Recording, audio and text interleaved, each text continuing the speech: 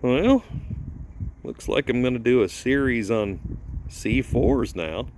We'll start with a quick walk around. This is a 1987. It's an automatic. It came with the tune-port injection engine rated at 240 horse for 87. Has aftermarket exhaust on it. It's been painted cobalt blue, and I'll tell you, as we walk around, you're going to say none of those panels match the others, but one thing about cobalt blue is that when it catches the light, it really changes the color quite a bit because there's a lot of pearl, a lot of candy sort of thing to it. It's got a new set of injectors. The headlight buckets are out. More on that a little later. But it's a whole car. All the glass is good. The tires are new. The wheels are the collector's edition that would have been on like have you seen those silver 96s with the LT4? And lots of interior components. Doesn't run right now, no brakes, but hopefully I'll get that finished soon, or I don't know, I might punt it. Who knows? I could own this for an hour. What we got in here? Ooh, a headlight. Well, there's some paperwork. I wonder what we got here.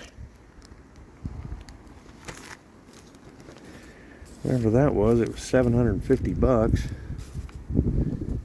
Headlight assemblies. Woo! Boy, those things are pricey, aren't they? Some Eckler's receipts. A new sun visor. It's all about priorities, I guess. Engine is slightly disassembled.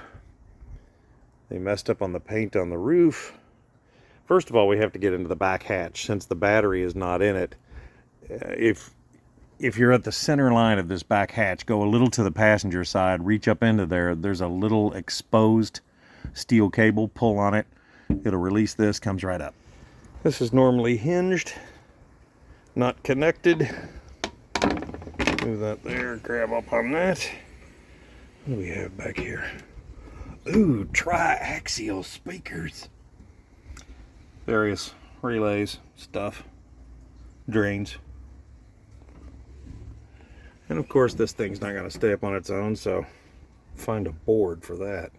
Well, there's the TPI components, the center plenum. You guys have never seen any of these up close. It's just an early version of injection. The only thing that's kind of a bear on these is that you have a whole lot of those Torx head screws or bolts. Oh, sorry, you can't see that. See that in there? You have a lot of those in various places.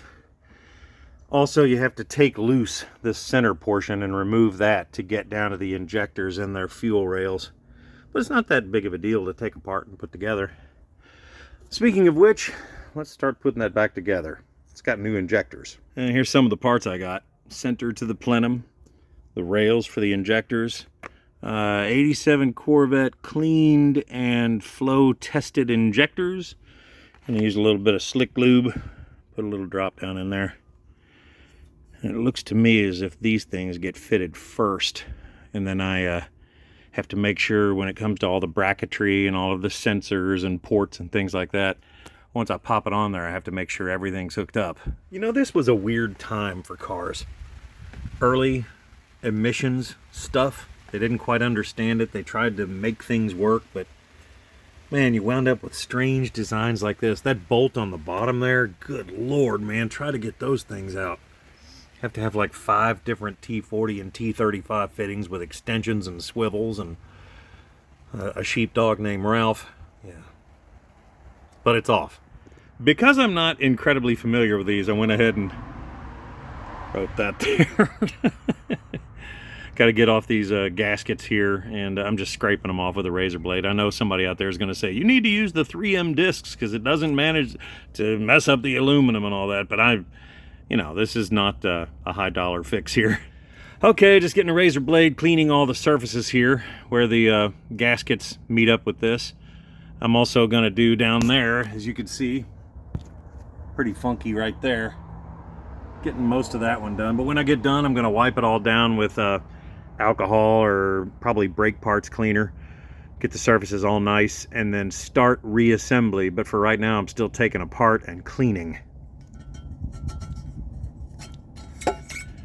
The plight of a YouTuber.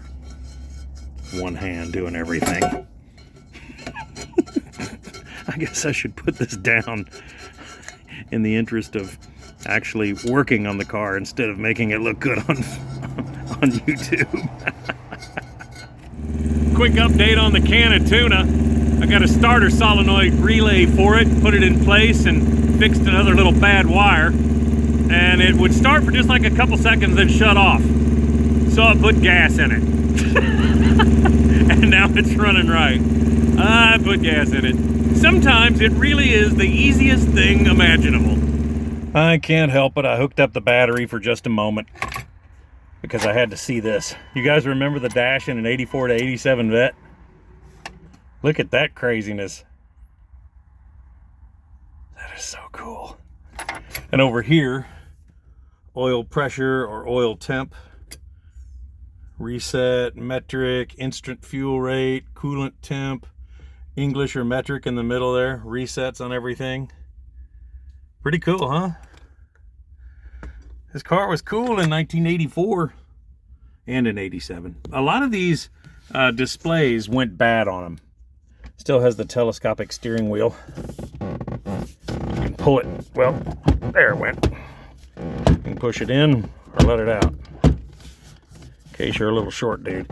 And that rail right there, the one that made the C4 a C4, got to climb up over and get down in this car. But I just thought you'd enjoy seeing that. Well, I'm done for the day, and my girlfriend said I got to clean up these things before I go back in. At least it's Florida, and it's like 65 out here. I'll be back out tomorrow.